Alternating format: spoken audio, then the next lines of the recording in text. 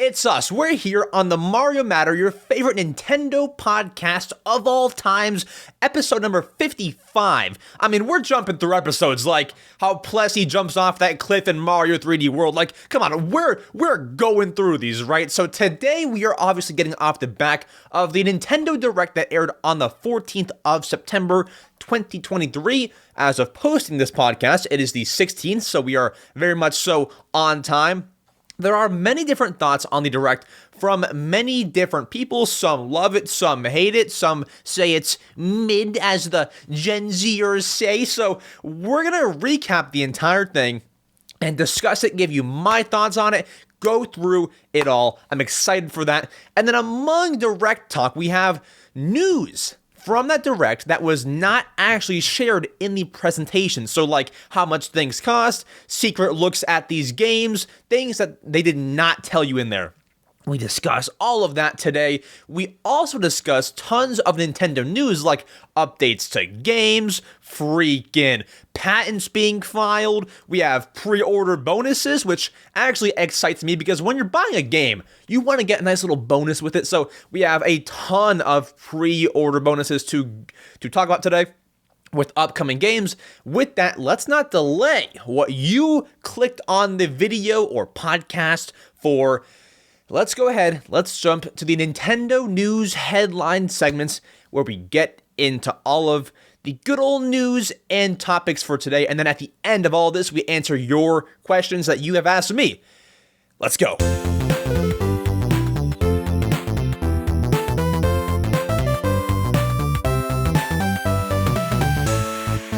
Oh boy, guys, can I say one thing before we get into all the juice? So yesterday, fun story time, very quick.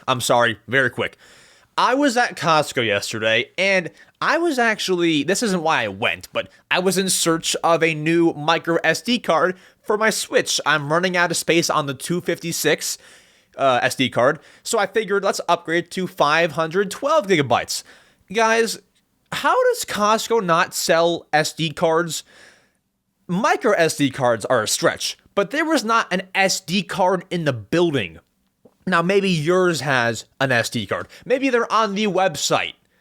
But in store, Costco did not sell SD cards. That's insane. So I ordered a 512 gigabyte micro SD card. It'll actually be here today as of recording because that Amazon Prime one-day shipping just kind of hooks you up like that. So, we're getting it today. Got to transfer my stuff later. It's not a super long process, but, gonna have to do that. I'm excited to get a little fresh SD card in there. I think it's a Samsung one. I don't care if that's the best, most optimized one or not. I don't really care. It's worked great before. It'll work great again. So, make SD cards great again. With that said, this is the Nintendo News headline segment where we go through Nintendo news from the past week. So obviously, if you've been around these parts before, this is a weekly podcast. We post every single Saturday at 7 a.m. Eastern Time. And last time we posted, if today is the 16th, was the 9th. That is 7 days ago. So we go back to September 9th for news, and then we go every single day down the line until September 15th is when I'm recording, but there's not too much news for that day. There's some, but not too much. With that said, let's begin here. We have one piece of news for September 9th because that was a Saturday, as I said, and there's not much news that comes out on Saturday, on the weekends, so, we don't have much there, but let's fly through it then. We did get a GameStop Super Mario Bros. Wonder pre-order bonus revealed. Now, that's a cool thing. Pre-order bonuses. I told you there would be a lot of these in today's podcast. This is the first of many. Now, here's the thing. Can we, run through GameStop's history with pre-order bonuses? With Pikmin 4, we got a pin set, which was kind of cool.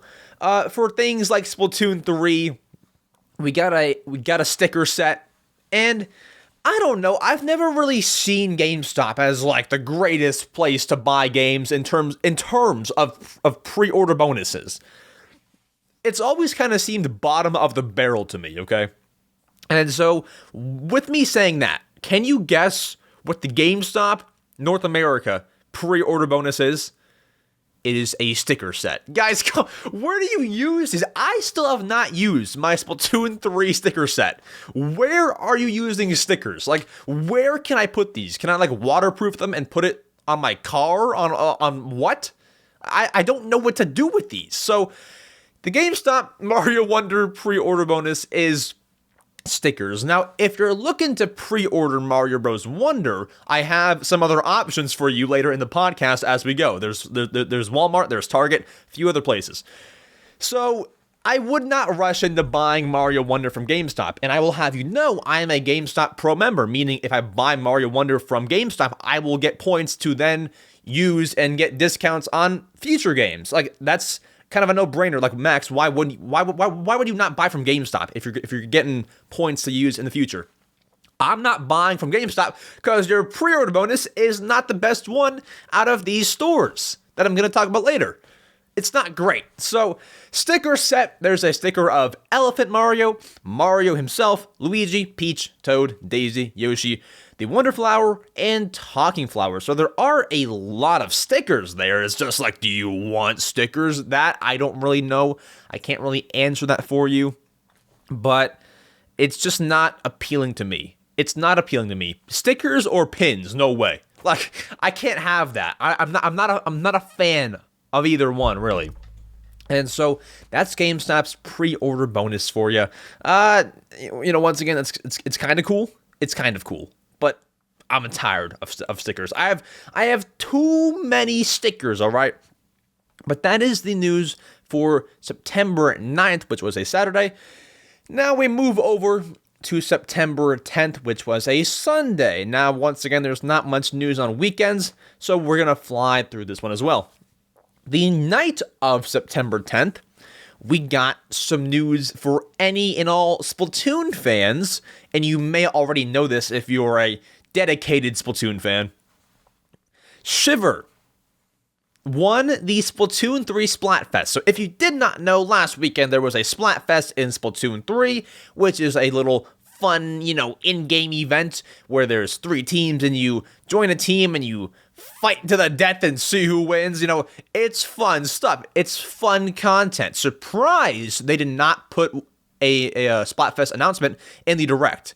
That would, kill some time, and they love killing time in directs. So, Anyways, Shiver won the Splatoon 3 Splatfest, where the 3 teams were Shiver, Big Man, and Fry, and you would choose a team based on who would be the best leader.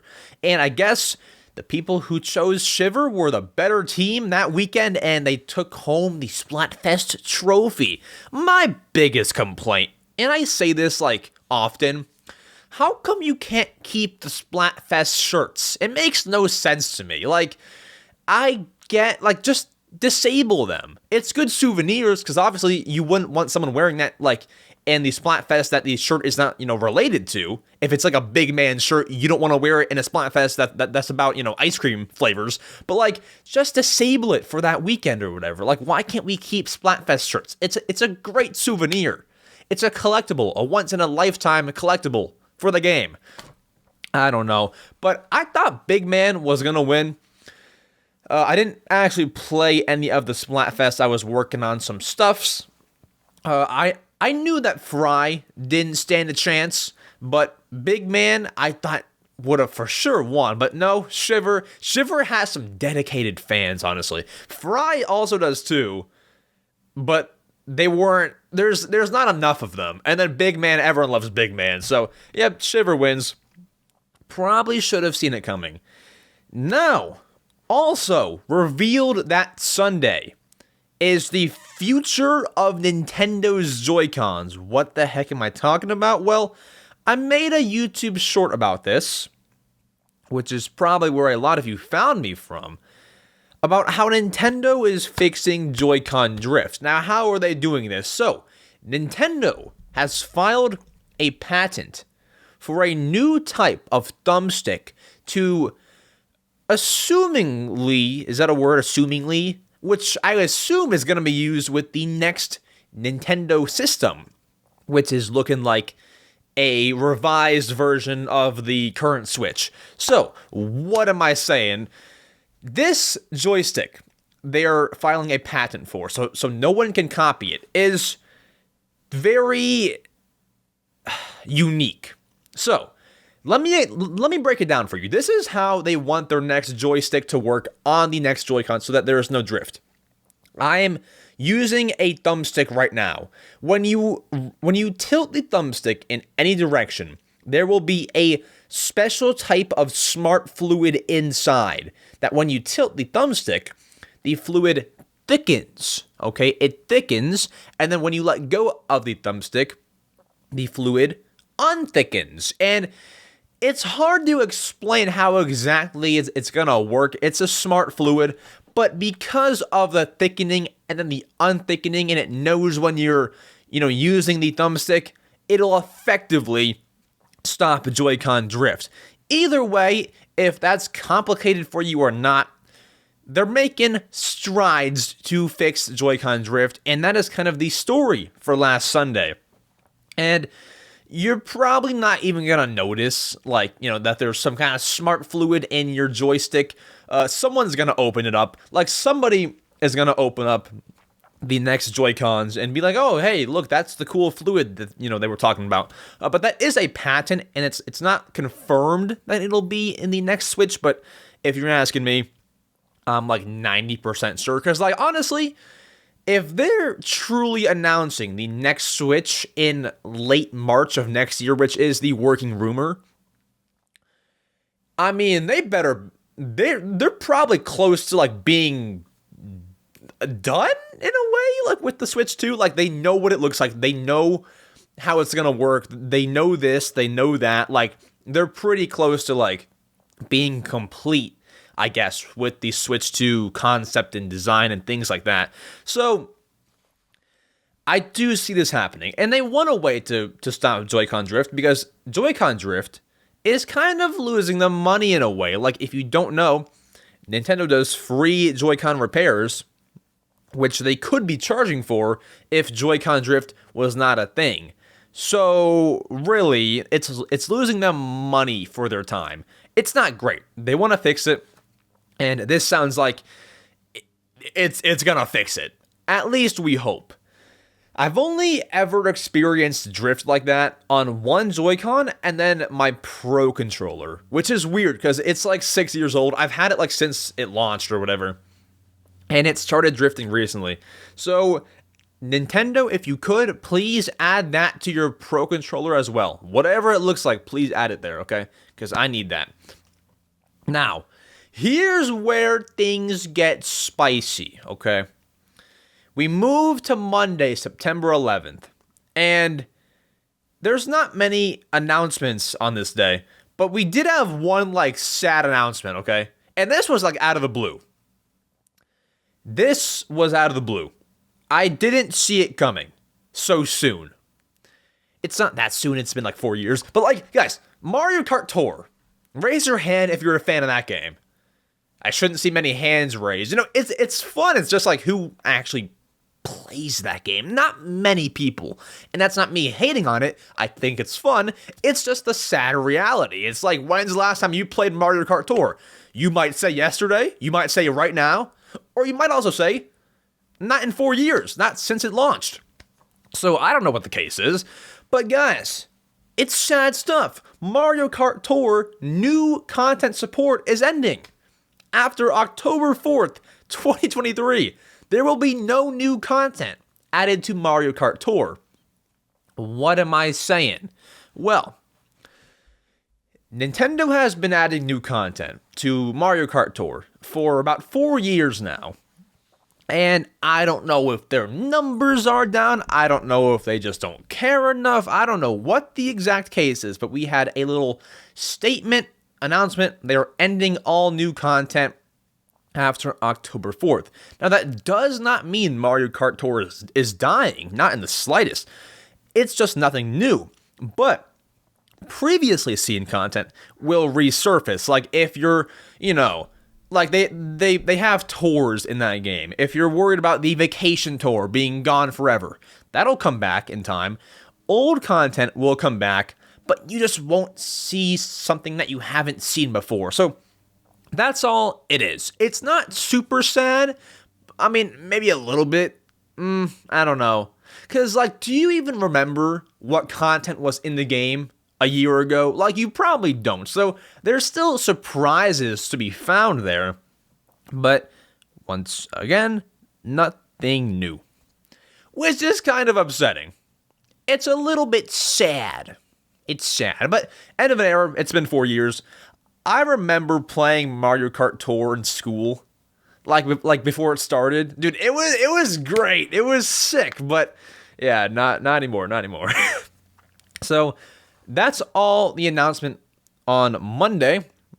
Not much news there, but as the week goes on, the news gets bigger and juicier. Let's keep going. Now this one, I have a word about this next piece of news, okay? Walmart has revealed their pre-order bonus for Super Mario Bros. Wonder, okay? Now, I'm not gonna lie. Okay, let's ask this. Let's ask, how often do you buy games from Walmart? Now, maybe that's your main place.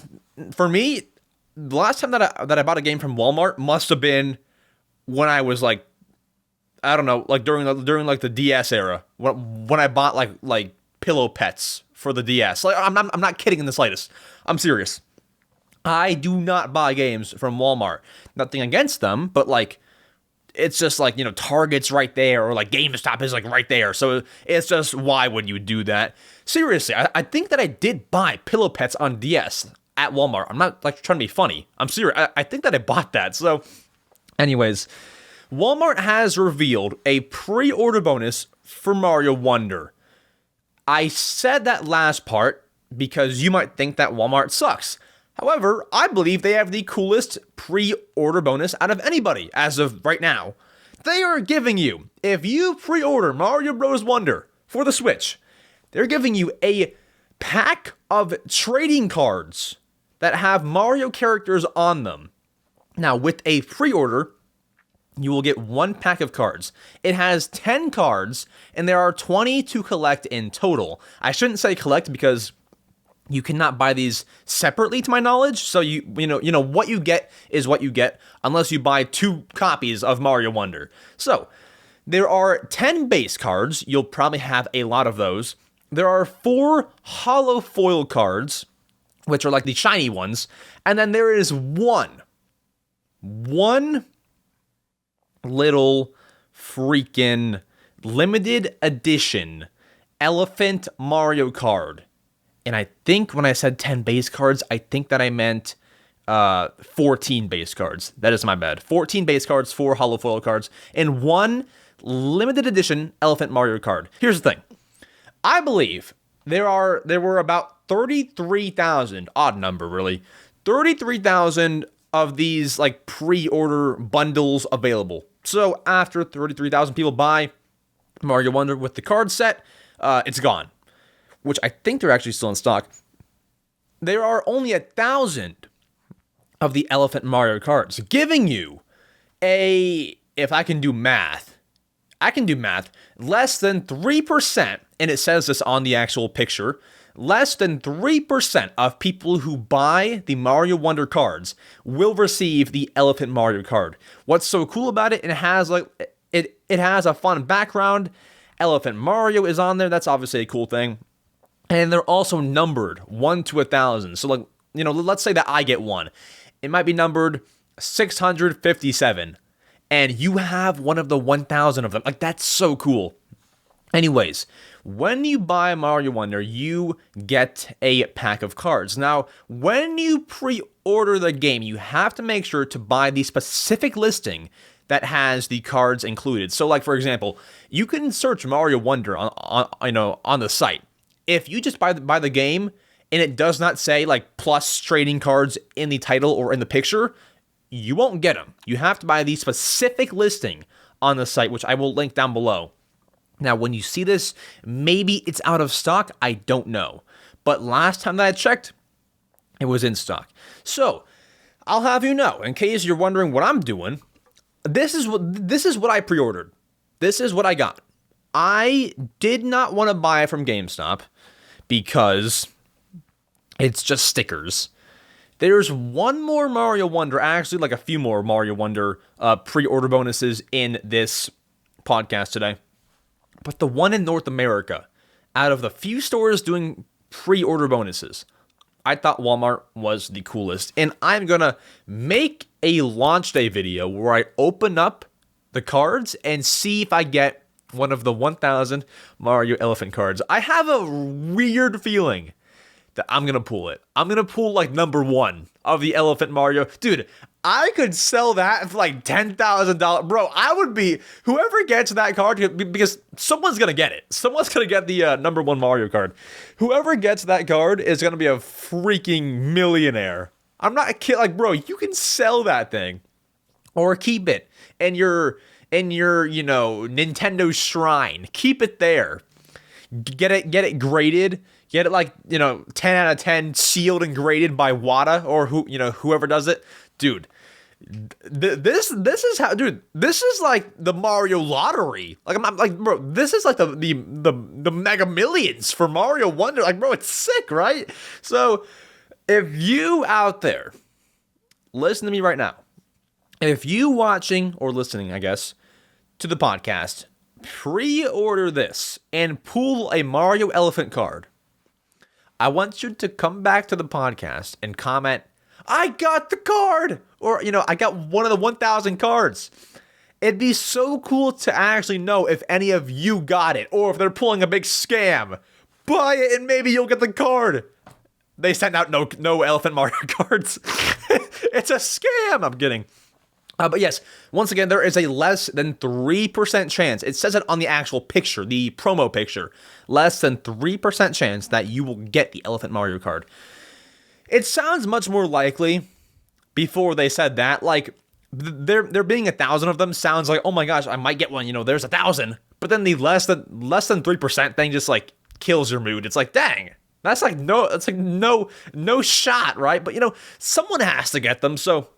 Maybe it'll be me, and I'll have to go and get it graded and all that kind of stuff. Get it graded, get it sealed, done. Next, we move on to game updates here. Now, we have an update for a certain game on September 12th. Now, this update was, I guess, advertised for September 13th, but if you have been around the Nintendo space, you might know that when an update says it's going to come out on this day, it really comes out like the day before, comes out like the night before. So, for example, if Splatoon 3, this thing's happening on the 14th of January, you can probably download that on the 13th that night. So, they come out one night before.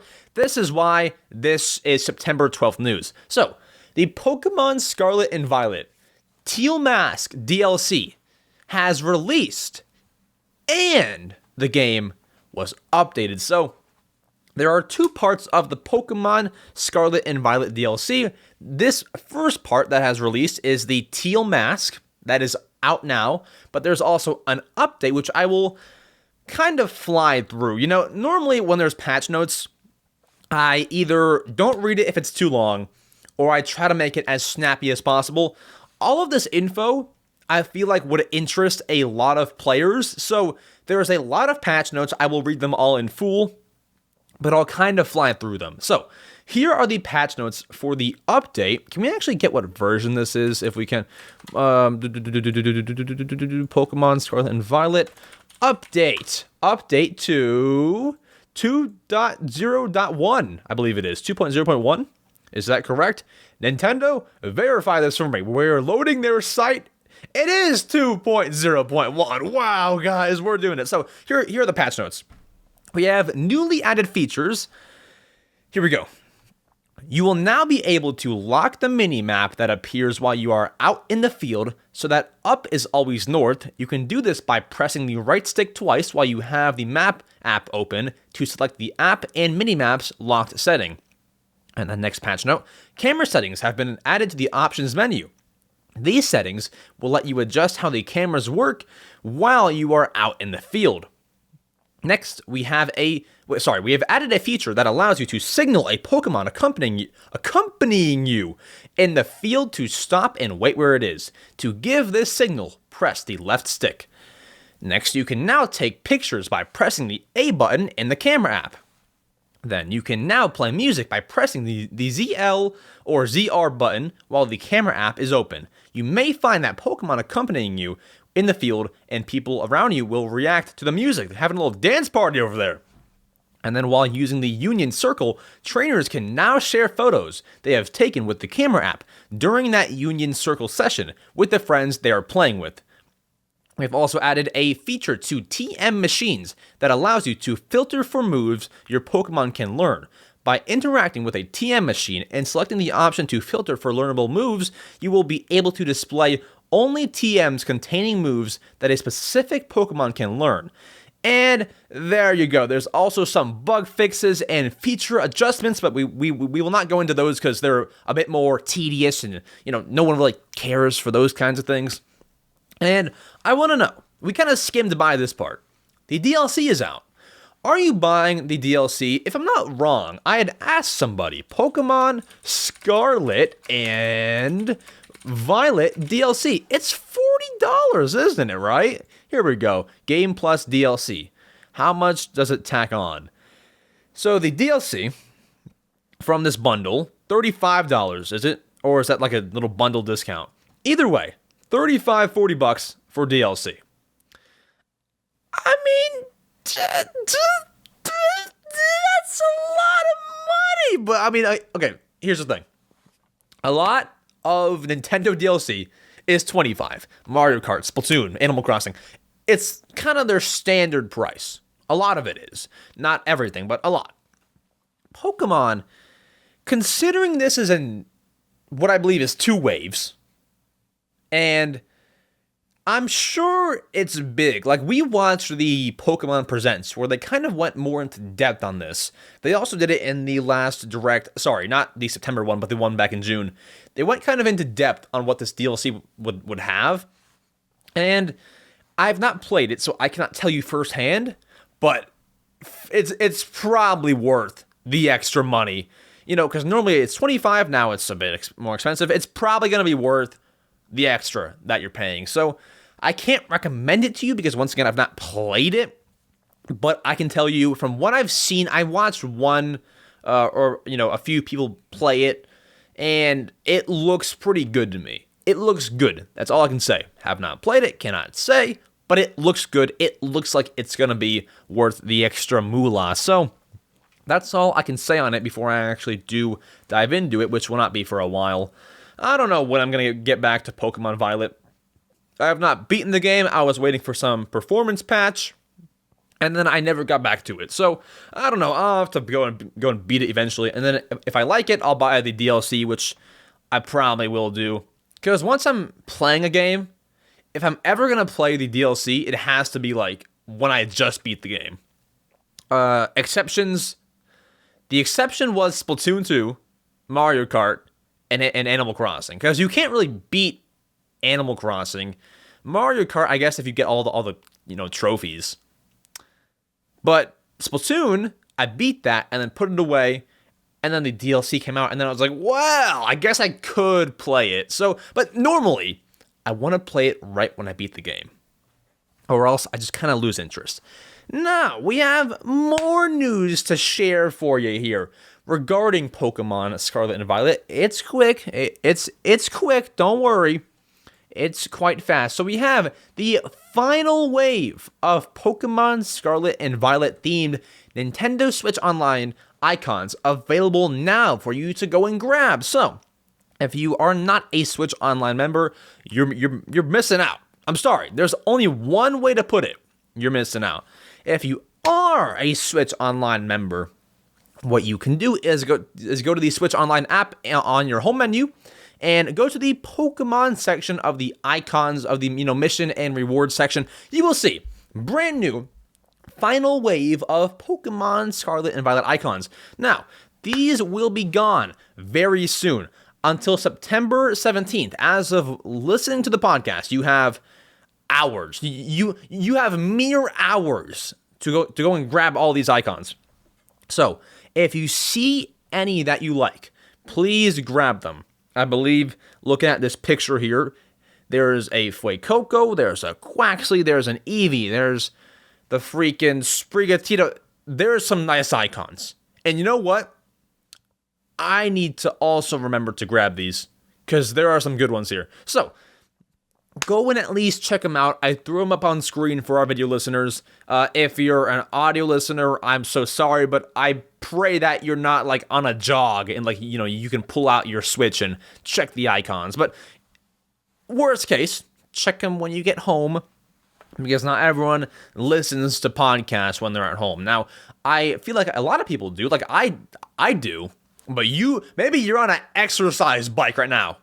And if you are, go faster. And same thing if you're on a jog listening to me right now, speed up, punk. I'm kidding.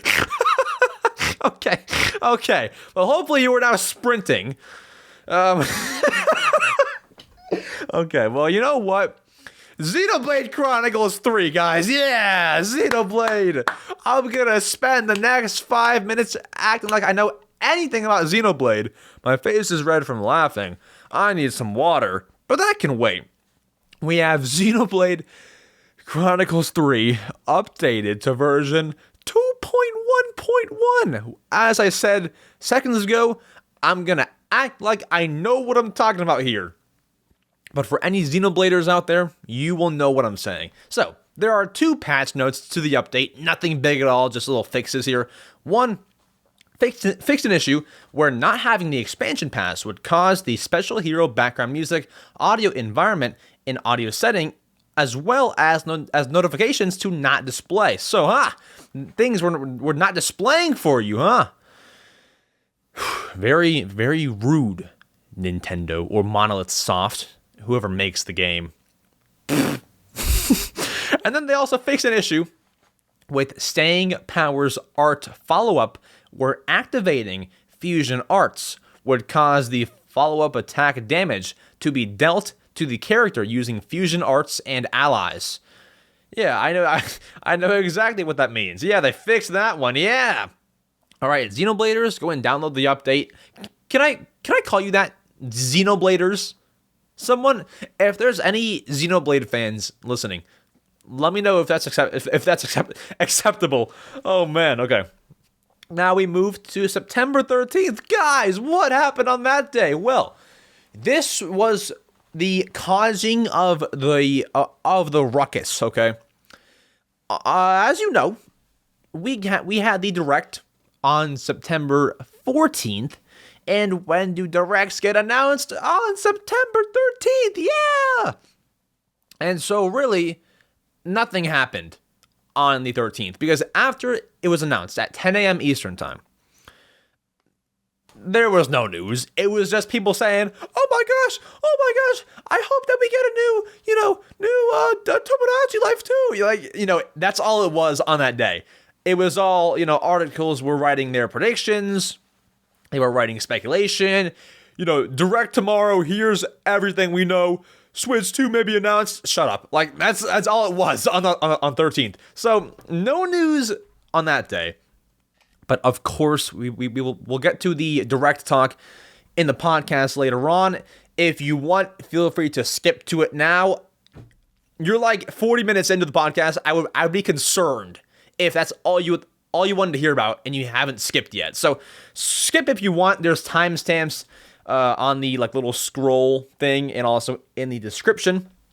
If that's not accessible to you, then skip to an hour 20 in, and I'll probably be talking about it. Anyways, here we go. September 14th. Aside from Nintendo Direct stuff, because we're talking about it later, aside from that, we have a lot of news here, a lot of updates, pre-order bonuses. Let's talk. So, Direct stuff later. Number 1, Splatoon 3 was updated to version 5.0.1. Okay, they've thrown a lot of updates here. So, As you know, if you've ever heard me say Splatoon update, I'm not going to go into every little thing that changed because there's so many tiny things that change. However, I'm going to read you the big boy stuff, what you might want to know about. So, one, there were changes to DLC. This one, all there was they added a free off-the-hook banner when buying the DLC. You can redeem that. So if you've bought the DLC, you can go to the lobby terminal and redeem a little banner. That's cool. And then also fixes to player controls, fixes to multiplayer. That's it. I will not go into depth because there's some small, tiny things that change. So if you want to read all of it, the link will be in the description. Go to the sources and links link. It's a paste bin with all the links mentioned. It'll all be in there. That way, the description is not flooded with random links. It's more convenient to put it all in a paste bin. So do that. Then more Splatoon news while we're on the topic. The Wave 2 of Splatoon 3 icons are now available for Switch Online members. So same thing as the Pokemon icons, but there's also Splatoon icons. These are available until what I believe is September 21st. So check them out then. You have a lot of cartoon icons. They're all, cartoon based. There's a cartoon squid I see, cartoon inkling. It's hard to describe what I'm seeing in a lot of these. There's missiles in one of them. Check them out for yourself. They're on screen if you're watching on video. If you're listening, though, audio only, check them out. They're cool, cartoon, animated icons. And will I buy any of them?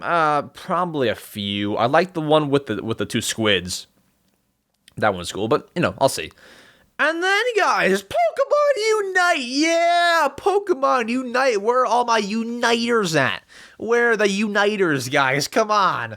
We have an update. Yeah, guys. Now, the update is not crazy, jam-packed, but we do have some things here. We have, one, shop updates, we have event updates, bug fixes, text fixes, and also, the man, the myth, the legend, Blaziken is now in the game. So, if you're playing Pokemon Unite in 2023, which, a lot of people do, nothing to be ashamed of. I've personally moved on. Okay, I've moved on. It's been 2 years since I last played. Blaziken is now in there. Go get Blaziken, play with Blaziken in the game, and let me know how Blaziken is. Do I have to log back on to Pokemon Unite because the game is that good? I don't know. Should I do that? Is that the move right now? I don't know. You tell me. With that said, staying on the Pokemon topic, we have another update, guys. This is freaking update central here, okay? We have Pokemon Home being updated. All that changed was the version number 3.1.0. They also added compatibility with the hidden treasure of Area Zero Part 1, so the Part 1 of the DLC. It is now compatible with the Pokemon Home service. And then they also added new challenges and stickers, which I think, these are actually stickers that I can appreciate. Screw the GameStop ones. I can appreciate some Pokemon Home version 3.1.0 stickers. So, thank you, Pokemon Company.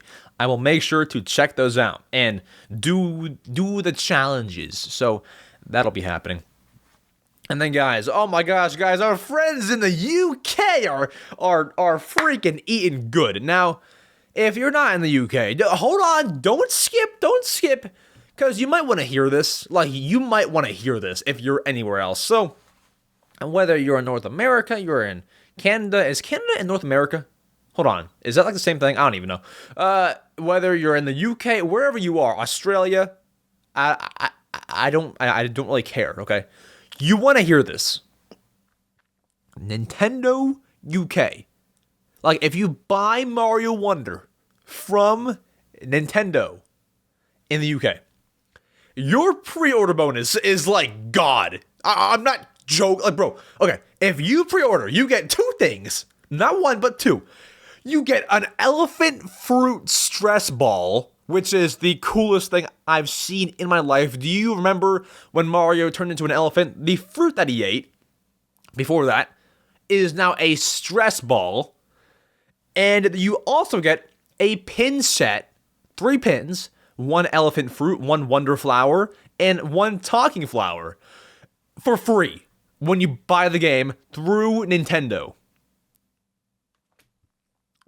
I'm gonna move to the UK just to buy this. I mean, what are we doing? This makes everywhere else look like fools. This makes GameStop look like a fool. This makes Walmart look like a fool. This makes Nintendo of America look like a fool. What are we doing? I mean, that's the coolest thing in the world. Can we get like something close? Like, can I import the elephant fruit stress ball? Come on. That's the coolest thing. So that is your pre-order bonus. But hold on, we are not done there. We are literally not done there. If you pay a little extra moolah with your purchase, I don't know how much. I couldn't find out how much. I assume it's like $10 or so. You also get a talking flower resin figure, which is sick. A 2D diorama. A diorama? Are you kidding? And also Mario Wonder magnets. For what I assume is not more than $20. If you pay a little bit extra, you get all that. And also, obviously, the previously mentioned stuff. The stress ball and the pin set. Are you kidding? Dude, you're spoiled if you're in the UK. That's insane. I'm not jealous because obviously we have like cool things too. But that is, you are spoiled. Bro, imagine like Mario Wonder launch day.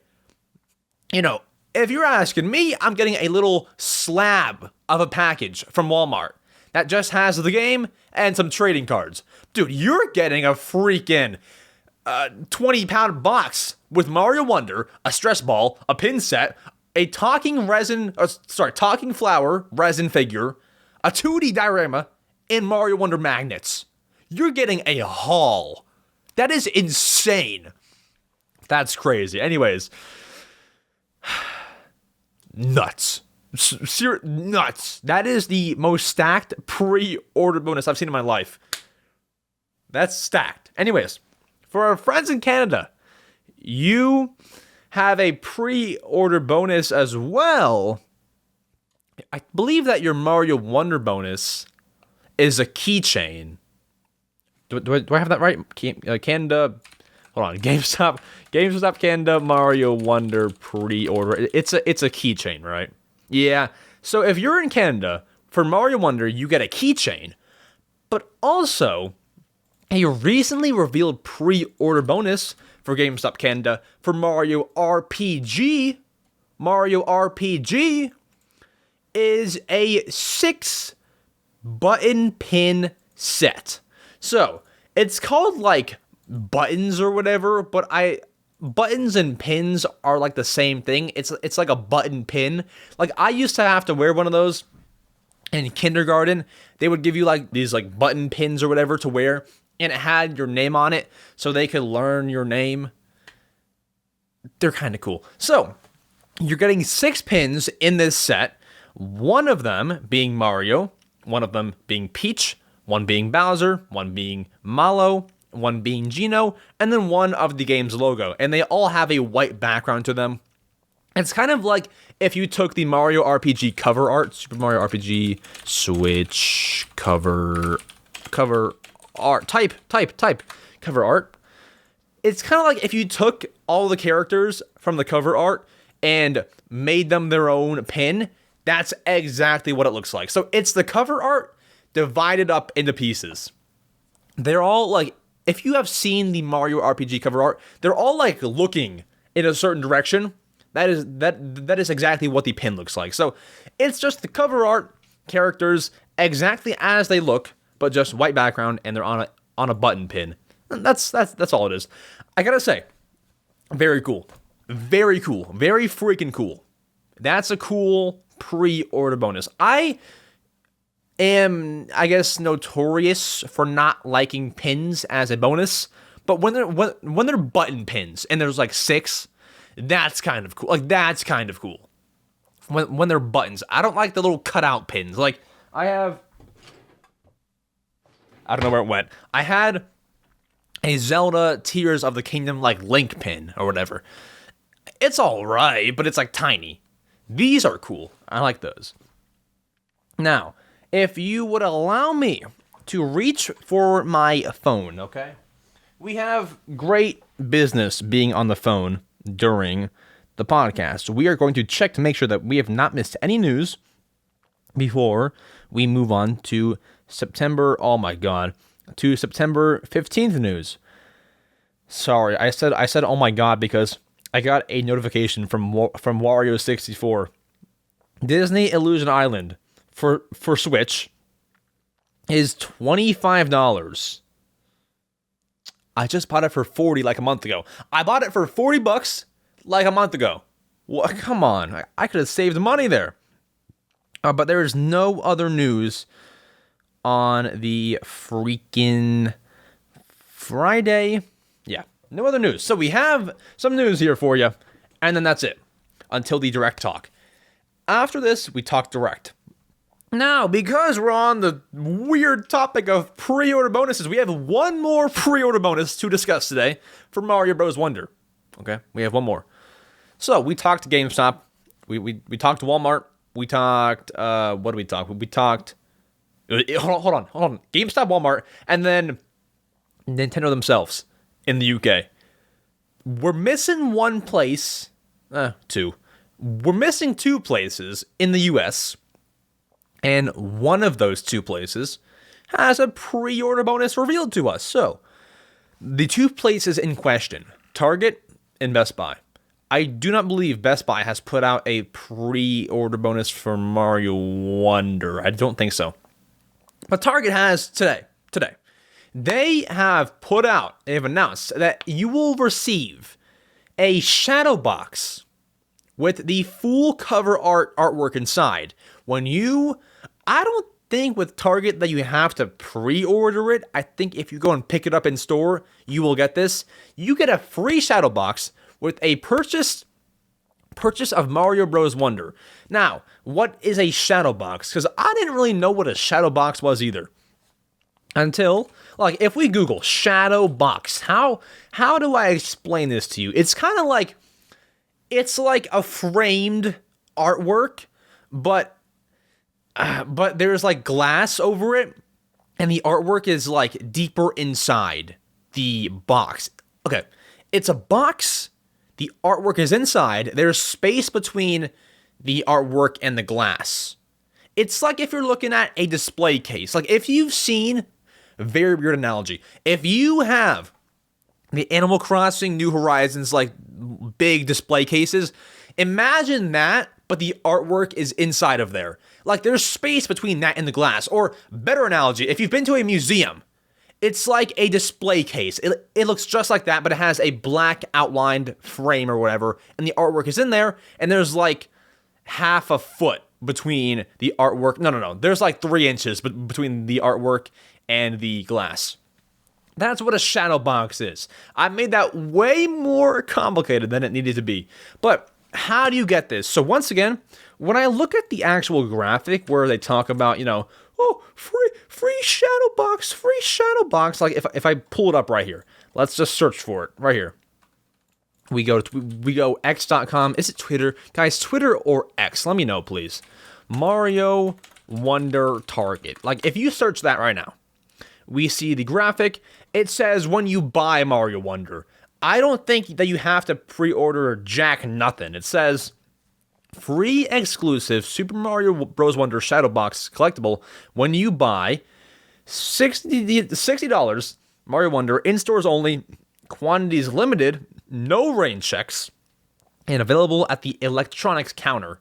So, you gotta go to the back of the store, talk to the guy working in electronics, and there's your dandy handy Mario Bros. Wonder Shadow Box. Pretty cool. Now, final piece of news for September 15th, and before we get to talking about the entire Direct Mario Kart Tour. Now what are you gonna say to me? Oh, Max, you said there was no more content. There's no more content being added. This is the second to last piece of content being added to Mario Kart Tour. We have got revealed the Mario Kart Tour Anniversary Tour. Now that's pretty cool, I can't even lie. There's an Anniversary Tour because obviously the anniversary for the game is coming up. You want to put out some sort of cool celebration, as they like to do for a lot of games like Animal Crossing, Mario Kart Tour, Animal Crossing Pocket Camp, a lot of things like that. So, the Anniversary Tour begins on September 19th, which is going to be, that's a Tuesday, right? Tuesday. Yeah, Tuesday. That is a Tuesday. And ends in 2 Tuesdays later on October 3rd, which is one day before the new content ends. Now, the drivers featured in this tour is Gold Mario. The Mii Racing Suit revealed is the Koopa Clown Mii Racing Suit. So if you want to use your Mii, you can use the Koopa Clown Mii Suit. The karts featured is a kart based on Mario's crown. And then there's also a gold Bee Dasher and a black Bee Dasher. The gliders featured are a glider based on a hand of playing cards, gold Mario's hat balloon, and rainbow bells. And then the courses featured is the Athens Dash 3, Madrid Drive 3, Rome Avanti 3, Berlin Byways 3, and Sydney Sprint 3. Why do they all have 3 at the end? I do not know. All that info is courtesy of MarioWiki.com. And really, are you playing like the final or second to last new content Mario Kart Tour update? It doesn't really change things for me that it's like the second to last thing. I'm probably not playing. You could. You might want to. I don't know. It's not a me thing. But maybe you want to play? That sounds like fun. I don't know. Mario Kart Tour, never really been my game. But that is it for our Nintendo news headlines today. Now we gotta talk, put your big boy pants on, about the Nintendo Direct. That is what our next 2 segments consist of. Nintendo Direct. First, we talk about news that they did not tell you in the Direct. It's not like, oh my gosh, Wario's a girl, but it's like they didn't, find the need to put it in the Direct, okay? So, with that said, let's jump to the Nintendo Direct news not shown. Here we go.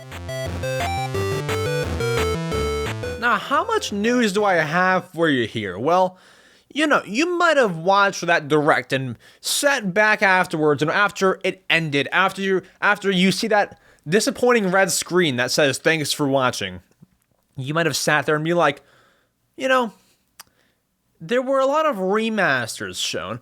Or you could have been like, oh my gosh, Paper Mario, oh my gosh, remaster, oh my god. Like, there were a few ways to react to that last Direct. But I feel like a lot of people didn't go and search Nintendo Direct news and then scroll. Okay, so that's what I'm doing here. I'm bringing you news that you did not see shown in the Direct. Here we go. So, I have prices for you. I got the down low stuff. I got some ways to save money. Let's start with that. So, you all know, if you have a Switch Online membership, you might know that you actually are able to save some money when buying digital games if you buy, essentially, 2 at one time. So you're able to buy Nintendo Switch Online game vouchers, which effectively, if you spend $100, like these 2 vouchers cost $100, but the appeal in that is you can get 2 games for $100, which would normally cost $120. So you're saving money if you're going to buy games. 3, big boy games shown in the Direct are going to be voucher eligible. So, those 3 games are Princess Peach Showtime, Mario vs. Donkey Kong, and another code Recollection, or is it Recollection? It is. So those 3 games are voucher available. Now, I will say, if you're gonna buy vouchers and you're deciding between games, I maybe wouldn't spend your voucher on Mario versus Donkey Kong, just because that game, and I'll get into the prices in a second, but that game is $50, which if you buy Peach and Mario versus Donkey Kong, that's $110 in total. You only spend $100. You're saving money, but like, what if you bought Princess Peach Showtime and, a game that you wanted to buy, like, I don't know, Tears of the Kingdom. In total, you would have spent 70 plus 60, that is $130, and you only spent $100. Like, you save more money that way, So be careful with what you pick, but I mean, you can't ever really go wrong when buying vouchers. So if you did buy Mario versus Donkey Kong and Princess Peach Showtime, like, you're still saving money. You're saving money, but what if you could save more money? Like, wouldn't you want to do that? I don't know, but those 3 games are part of the voucher eligibility list. Save some money there. Now, talking about money. We're not talking about vouchers. We're talking about money. When you're at the GameStop and you're bringing, Trombone Champ to the counter, how much does that cost? Okay, so I have prices for you for the games and also the amiibo. So, Mario vs. Donkey Kong, as we said earlier, is $50. Now, I actually didn't know that it was a remake at first, just because I was like excited. I was like, oh my gosh, Mario Donkey Kong. It's a Game Boy Advance remake. So it's not, gonna be a full 60, but it is $50, which is what they kind of charge for a lot of remakes. Not all, but a lot. And then Princess Peach Showtime is, of course, going to be the full 60. It is a brand new game, and I'll dive into my thoughts on that game later on. Another code, Recollection, is $60. Tomb Raider 1 to 3 Remastered is $30. Trombone Champ is $15.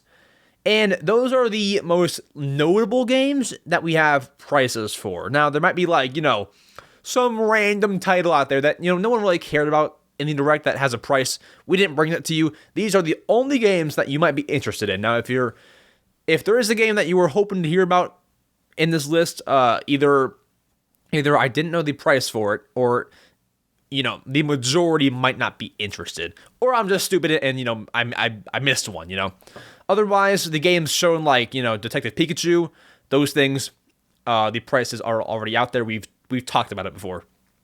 But here's the thing, okay? We have amiibo shown off in that Direct.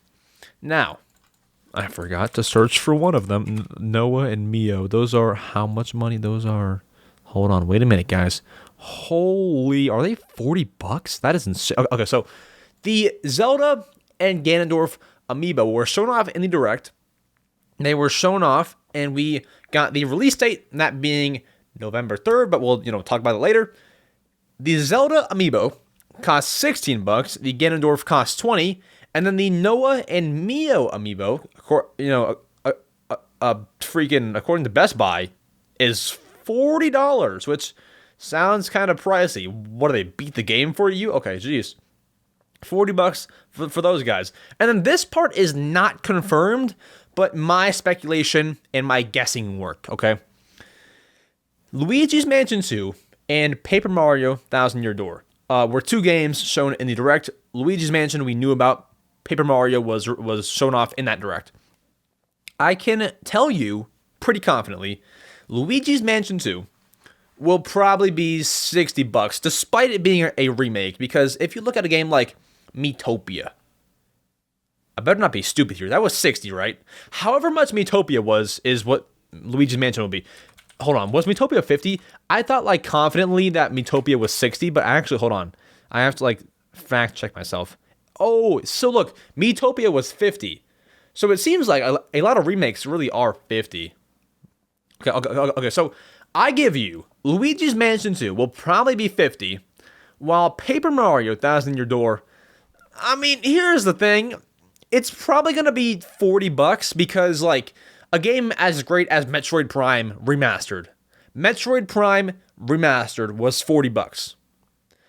So that was a GameCube game, same console as Paper Mario Thousand Year Door.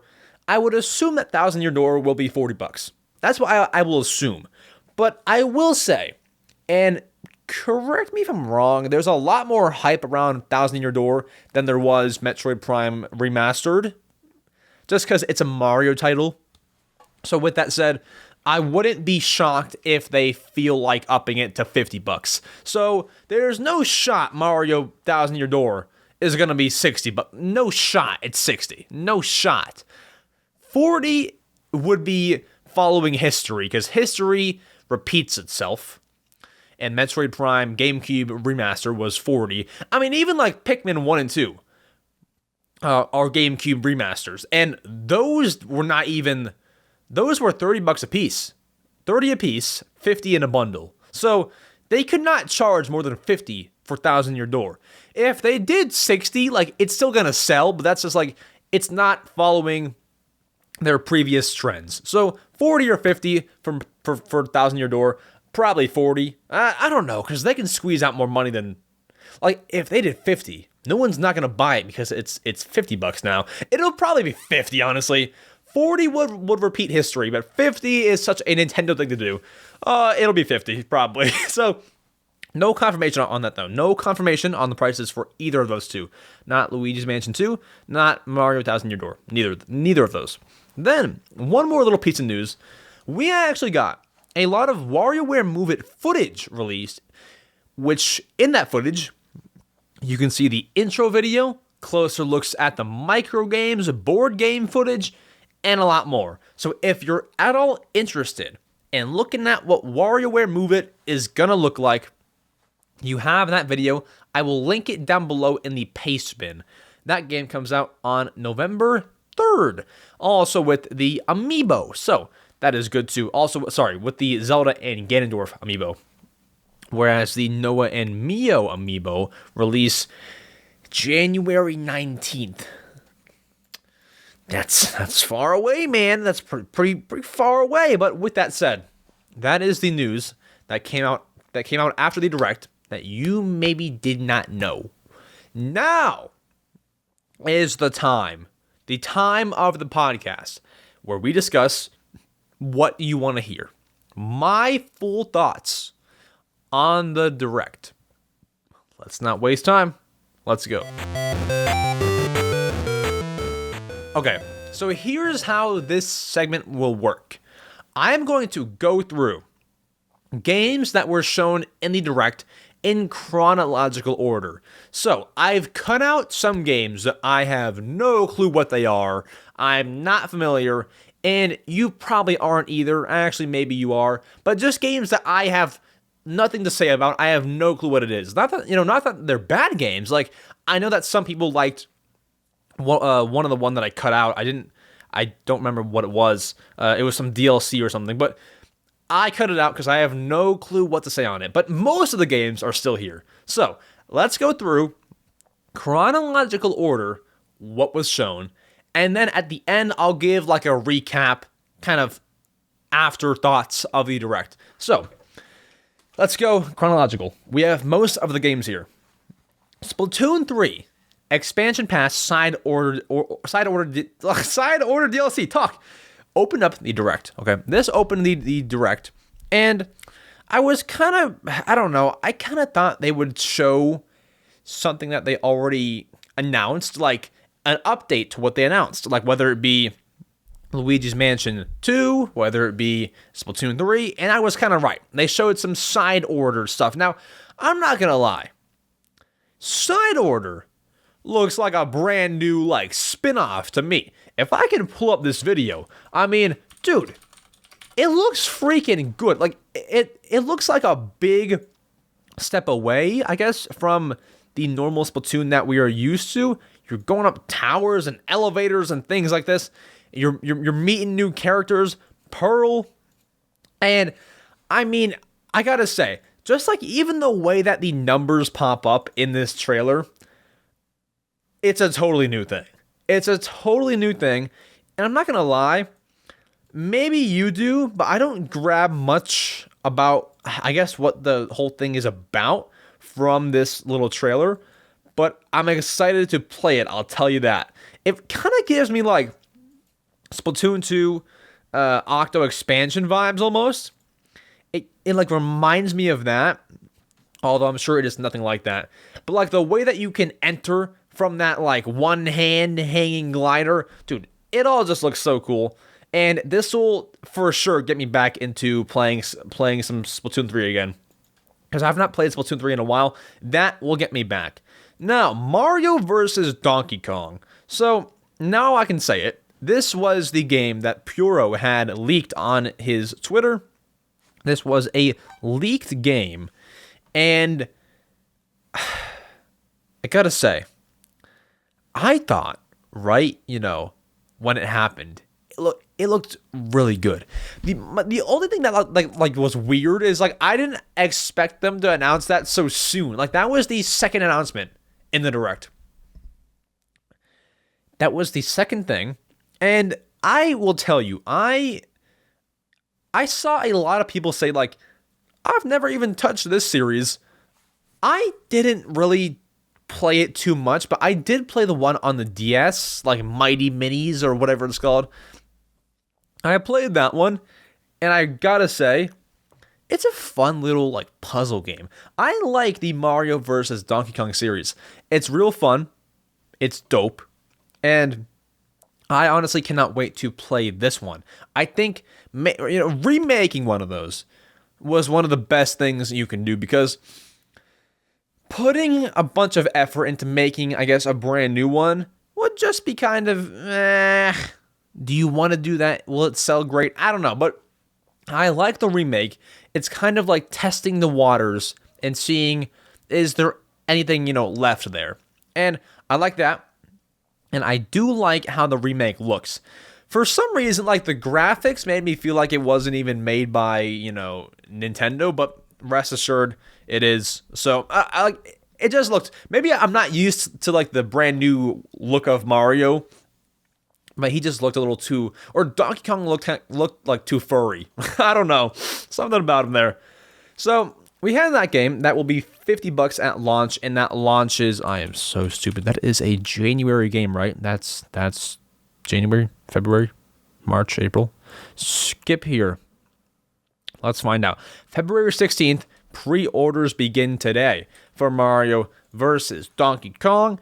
And then I had to skip a few games because I had nothing to say. Horizon Chase 2, I've never played. That was shown off in the Direct. Never really played it.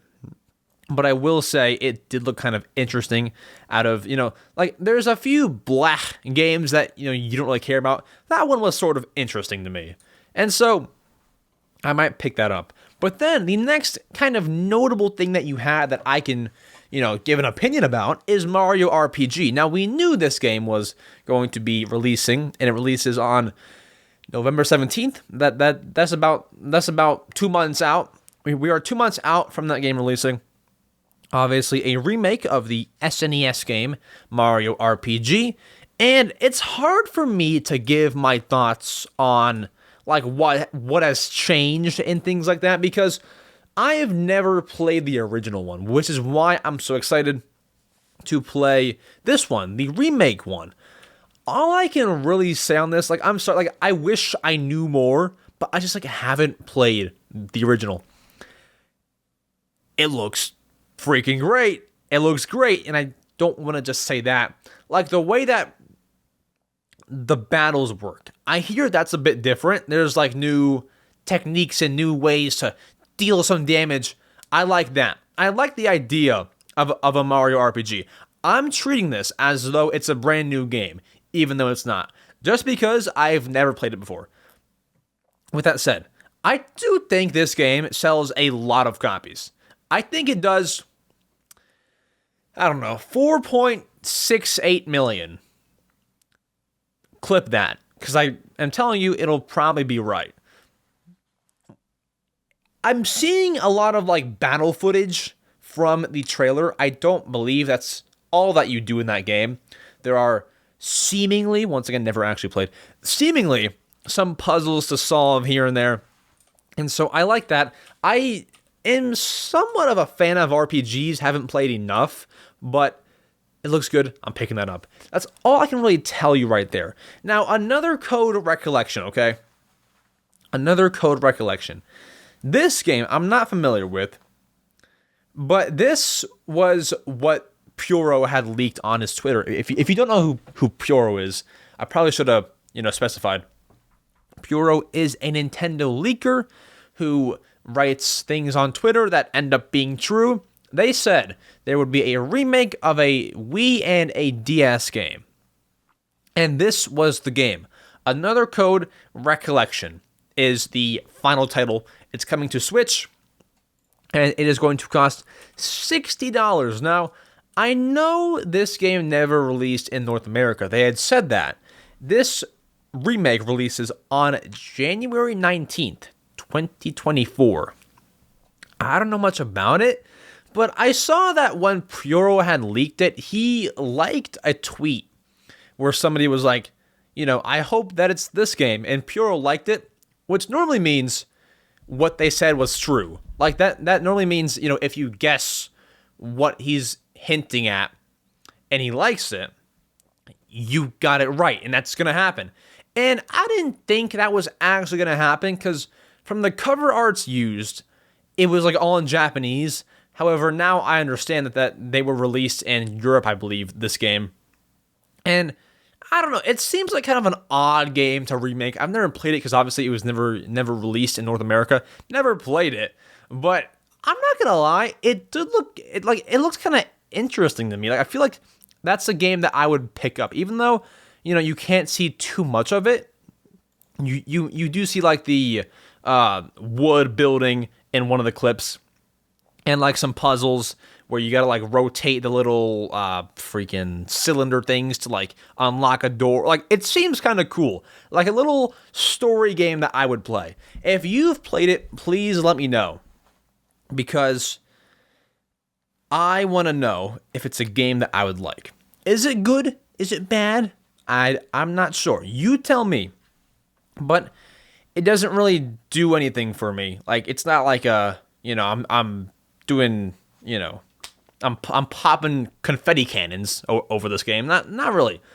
One thing that I could pop confetti cannons over though was Princess Peach Showtime. This one I have a lot to say. And I have more to say as this list goes on.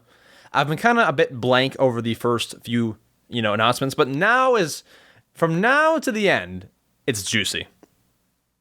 So, Princess Peach Showtime.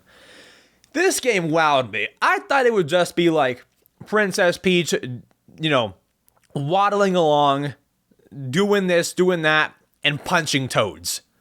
No.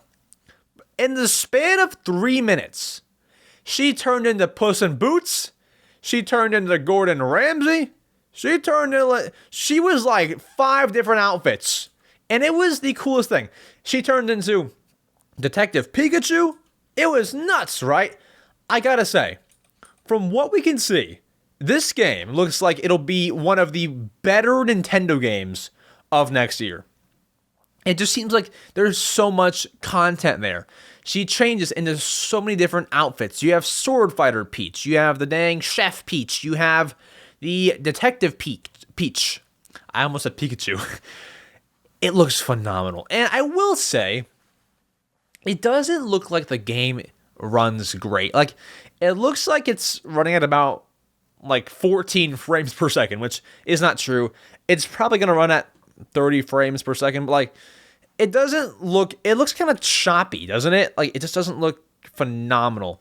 I will say though, there's new characters being shown, there's new enemies being shown, and not to mention, the freaking logo for Princess Peach Showtime. It was one of the coolest things that I had seen in a while. That is the most fitting logo I've seen. Now, we also did get the cover art, revealed. We got that shown off. The cover art makes her look like... It makes the game look like, at first glance, a Barbie game. Now, maybe that's an unpopular opinion. I don't know if it is or if it isn't. But for a lady that turns into Bruce Lee, Sword Fighter Peach, Detective Pikachu, Elsa, Gordon Ramsay combo, I don't know if it should look like a Barbie game. Something about like the pink and blue cover art just kind of did that for me. However, I do like the name Princess Peach Showtime. I do like that a lot. I don't know why. Princess Peach Showtime. It like sticks with you. It rings a bell in a way. So I think that's nice.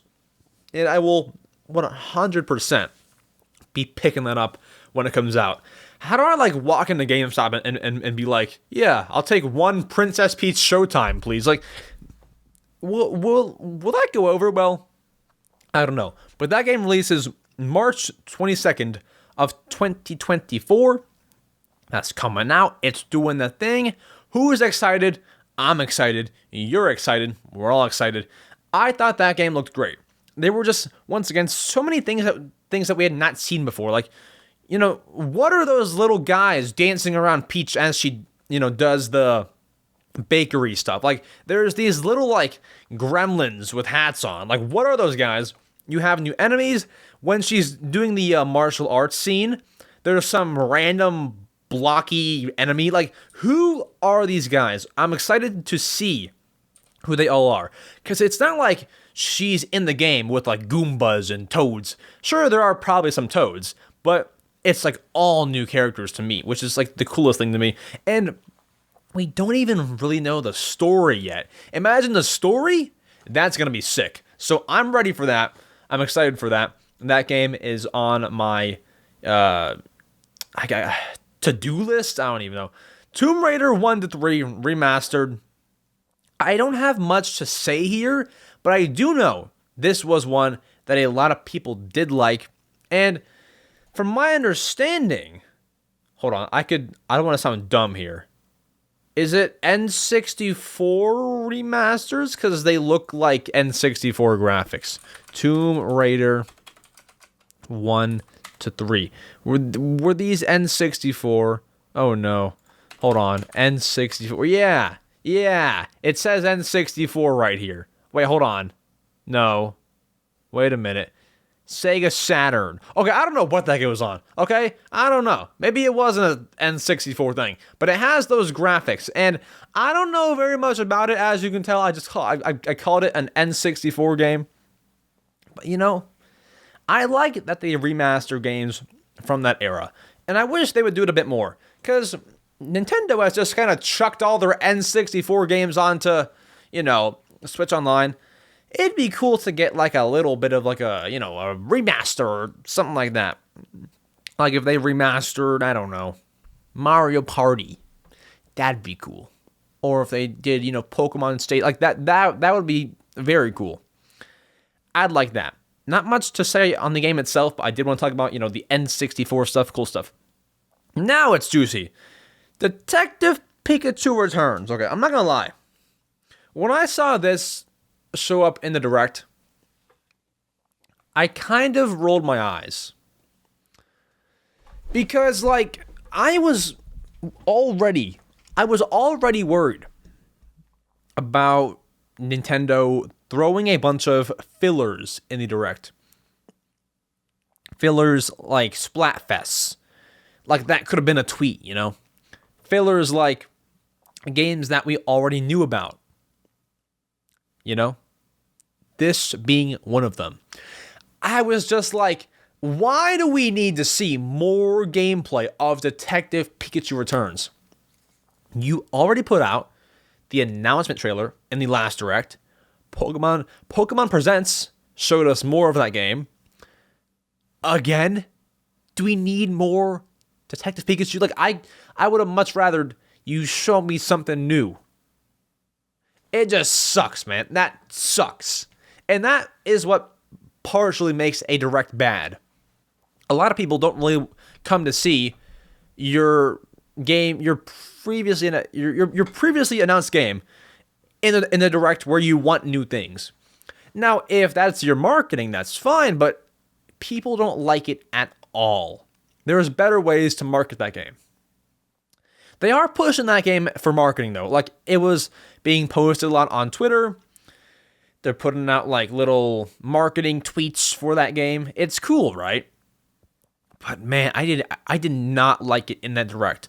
But general thoughts on the game. Haven't played it yet. Obviously, it comes out October 6th. But I will be buying it launch day.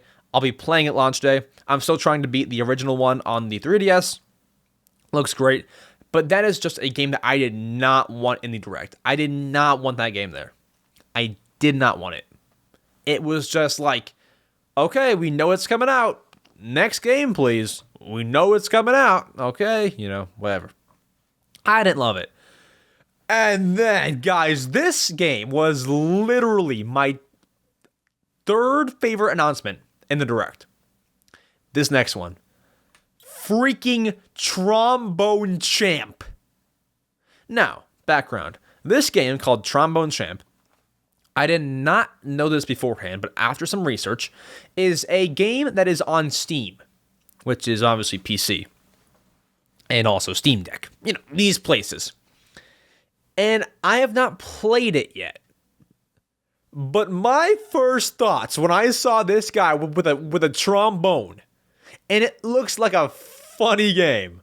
My first thought was, oh my gosh, Wii Music Remastered. Like, bro, it reminds me of Wii Music. So Trombone Champ just looked like such a fun, funky game. Something that I could get into. And what kind of sold me on the game was the Joy-Con support. Like, you can not only use motion controls, but it also incorporates the IR sensor on the right Joy-Con. So you can, like, move your hand, close to it, further from it, and it, it'll correspond in the game. I thought that was very cool. That was cool. And I will buy Trombone Champ, especially because it is only $15. $15 on the eShop. And if that were to ever go on sale, that's your money right there. That's, bro, if you don't buy Trombone Champ, you're missing out. Once again, I've not played it yet. I'm going to buy it once I get a chance to play it. I want to beat Detective Pikachu first, and then I'll probably make my way to Trombone Champ before the end of the year. Because I have a backlog of games that I want to get to. Not to mention Mario Wonder comes out, Mario RPG is coming out, WarioWare is coming out. Like, I want to make my way to Trombone Champ at some point. But $15, how could you go? How could you go wrong? There's no physical release for it. Hold on, somebody in my Discord emailed them and asked if they were gonna make a physical release. Let me find it. I think it was someone. Yeah, someone named Nerd in my Discord server emailed them and asked them if they were going to do a physical release. They said, "Hi, sorry, we may do a physical release eventually, but it would probably take a long time. We would highly recommend buying it digitally. Thank you for your interest in the game, the Holy WoW team." So, because of that, it's $15. I'm a big physical game buyer, but I'll buy it digitally because okay, hold on. Even if it takes a long time, I'm not gonna wait that long to play Wii Music Remastered on Switch. I'm not waiting to play Trombone Champ, all right? I'm gonna become a Trombone Champ before anyone does physically. I will digitally be a Trombone Champ. And that's the plan. So, that game looks fun. I have not played it. It's hard to say games that are shown in the direct. How are they? I haven't played them. I don't know. But Trombone Champ looks fun. Will be buying. And then, guys, we saw freaking Luigi's Mansion 2 HD. First of all, the name makes a lot of sense. On the 3DS, in America, it was called Luigi's Mansion Dark Moon. That was what it was called. Now, it is called Luigi's Mansion 2. And it makes a lot of sense considering that you have 3 games in the series. You have Luigi's Mansion 1 on the GameCube and also 3DS. You have Luigi's Mansion Dark Moon It was named Dark Moon in North America, 2 in other regions, and then you have Luigi's Mansion 3.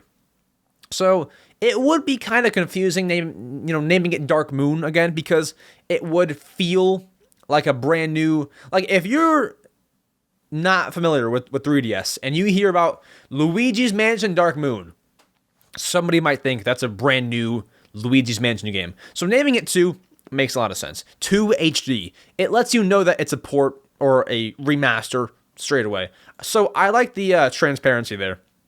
But just the game itself, seeing more of it, not many thoughts that have changed ever since, I messed around.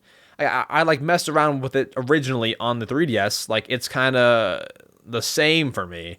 It's a Luigi's Mansion game. It was great. I don't think that I actually beat the game, but from what I played, it was fun. I enjoyed it. It was a little bit different from the GameCube one, obviously. And I did like Luigi's Mansion 2. I'm excited for it. I'm going to buy it. It's a fun little adventure and a nice little change from the GameCube one. A good sequel. I'm going to buy it. It's good. And yeah, haven't played too much of the 3DS one, but definitely a buy for me. That'll probably be, I think it's coming summer of next year. It'll probably be like $50 for that game. Yeah, and then after that was kind of a scary announcement. Not scary. But here's the thing. When Nintendo says, we have like 2 announcements for you, please take a look. Some random stuff is about to come up on screen. And the random thing here was Nintendo Museum. What is that? So, it's a museum being built in Japan, meaning none of us will ever get to see it ever. Unless you go to Japan. Where they're going to put some cool, Nintendo items over the years. They're going to put them in the museum. It is what it sounds like. It's a Nintendo museum. And if you remember, the first thing that came to my head was, if you remember, news came out, and we actually talked about it, of how Nintendo removed the Game Boy that survived like a bombing or whatever. They took it out of Nintendo New York. I bet you that's where it's going. I bet you it's going to the museum in Japan. That's probably where it's going. So, they've known about it for a while, and hopefully I can visit that place one day. It seems cool. And then the other announcement after that was the upcoming amiibo figures. We've known about most of these. We had the Zelda and Ganondorf ones. We now know the release date. That is November 3rd. That's the release date. So same day as WarioWare Move It. So if you're buying, if you're going to Target on the 3rd of November, hopefully you can buy, knock out 2 birds, 1 stone, Hopefully you can do that. And then the Noah and Mio amiibo from Xenoblade Chronicles release on January 19th, 2024. A little bit far away. And then they also announced a brand new amiibo for Super Smash Bros. Ultimate, Sora, who releases in 2024 at some point. If you're asking me, it'll probably be like mid of next year, because if they're announcing it this early, they have the packaging done, they have the figure done. It probably wouldn't be later than like May of next year. So you could probably look forward to that amiibo releasing then. And then after the amiibos, which I thought were all very, very cool, I will buy the Zelda and Ganondorf ones. But after that, we have F-freaking-Zero. F-Zero 99. F-Zero is back. F-Zero is here. F-Zero is alive. It's doing the stuff, okay? F-Zero is here. I already bought it on Switch. I shouldn't say bought it. It's free. I've downloaded it on Switch, and I've played a few online games. This is, I will not say the best way to revive F-Zero, but as somebody who's never really gotten into F-Zero, That's such a cool thing to do. F099, you have 99 players all in one lobby racing. That is the coolest little thing. I was addicted yesterday. I played for like an hour. F099. It was cool. You're all racing. You're all little pixel racers. And you see what place you come in. I just love, I guess, battle royales. And to have it be with F-Zero, a racing thing, was so cool. And I just dude, I love online play. I think that's why I love this so much. I just love online play. It's something about it is so fun. Like, if you watched my reaction to the Mario Wonder Direct, the fact that you can see other people, but you're not directly playing with them, melted my heart. That is the sickest thing. So to have something similar, in a way with F-Zero, where you're connected to 99 people, is sick. That's so cool. So I love it. I love it for the online play. But it's great for a lot of reasons.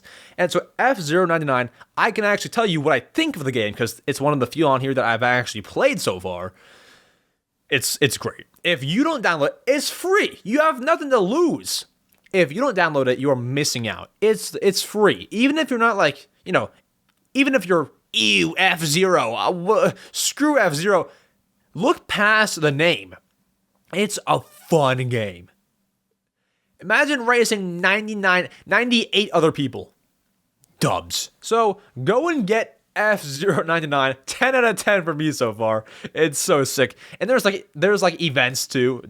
Dude, I'm done. It's great. It's download the freaking game, okay? It's free. Takes 1 minute to install. Done.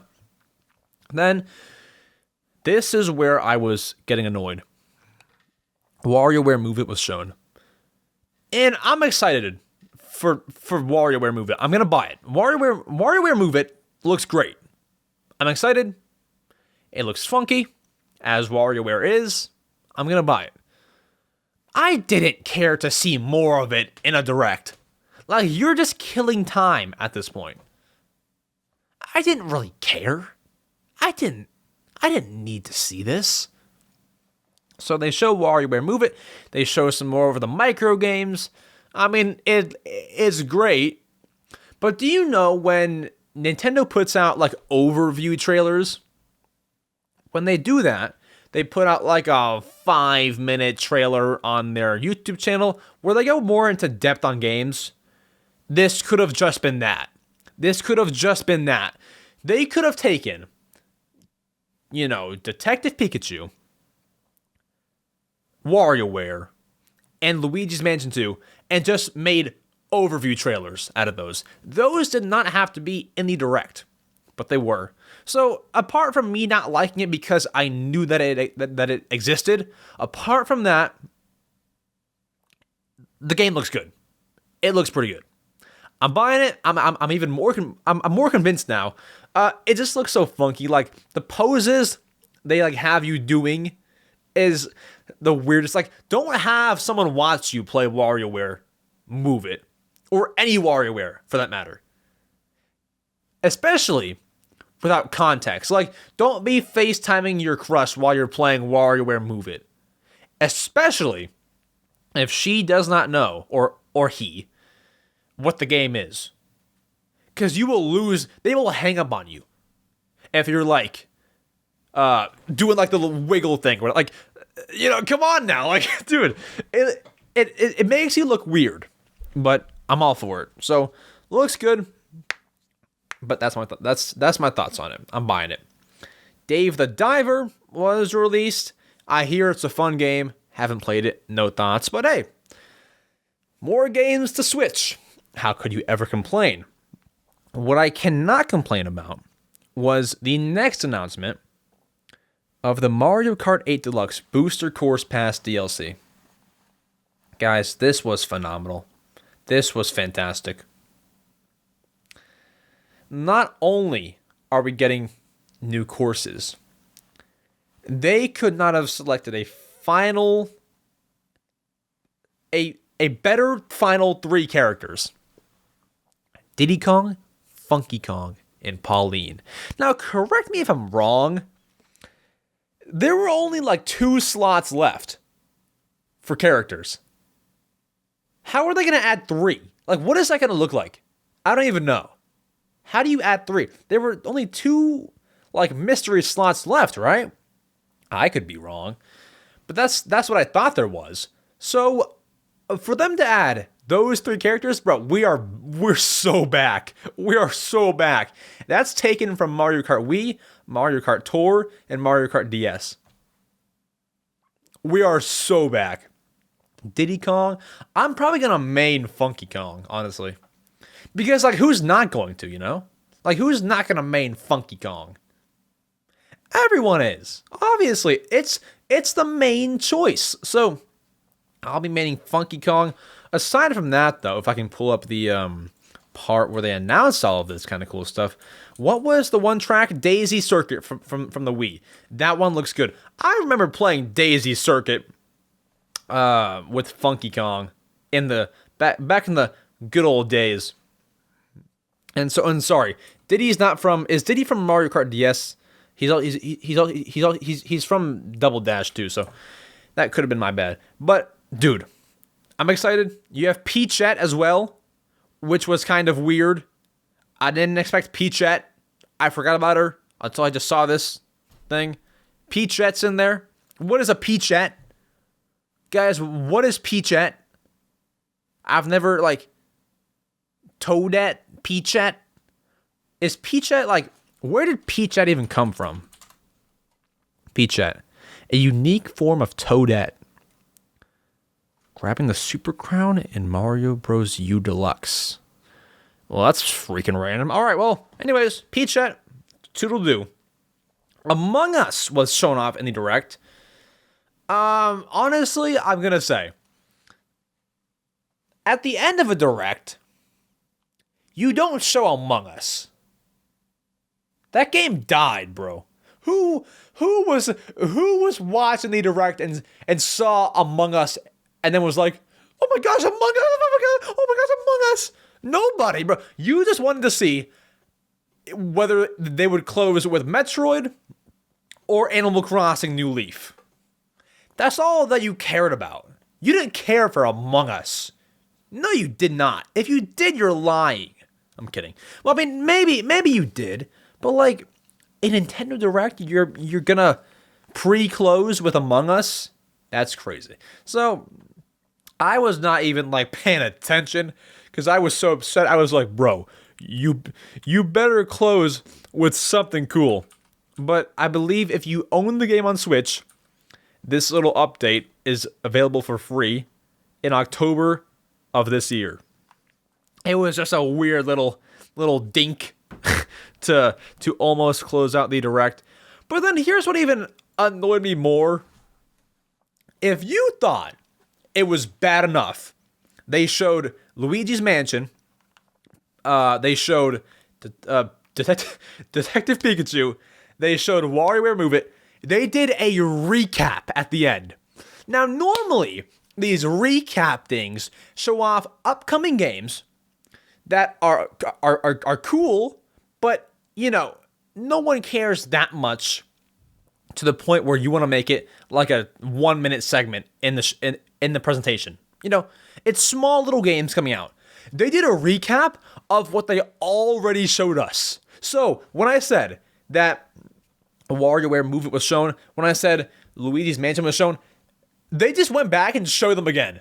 They just showed, hold on, what was in this whole recap? They're like, let's talk about what we already talked about. So they showed off the Pokemon DLC. They showed off F-099. Like, they were just recapping what they already told us. I'm like, just move on. You're killing time. You're killing so much time. Now, once again, this is a downfall of the Direct. Because, as I said, normally, they show off games that are mini, that are coming to Switch. Is the Switch lineup that weak? Like, did they have nothing, like, did they have nothing to show? What was that about? They just showed things that we knew about. So that was weird. That was weird to me. And then we have one last thing to show you. I thought they were going to close with Metroid. And here's the thing. If they closed with Metroid, I would not have been unhappy, but the general public would have hated this Direct. Would have hated, because there's not as many Metroid fans as there are Mario fans. It's just a fact. So that would make a lot of people unhappy. But when you close with the Mario game, not just a Mario game, when you close with what many people call their favorite Nintendo game of all time, you can't lose. Paper Mario, the Thousand-Year Door, gets revealed. Here's the thing. When the first frame was shown of this book with a star on it, secret stuff right here, guys. You can't hear it on my stream, but I knew exactly what it was. First frame. Here's why. My brother is in that room across the hall. He must have been like seconds ahead of me, because I heard him scream louder than he ever has before. Because that's his first ever, I think, Mario game that he's ever played ever. Was Thousand-Year Door. And I think it's like one of his favorite like top 5 games of all time or whatever. I don't even know. When I heard him scream, so he must have been like seeing a few seconds earlier. I was still looking at the star book.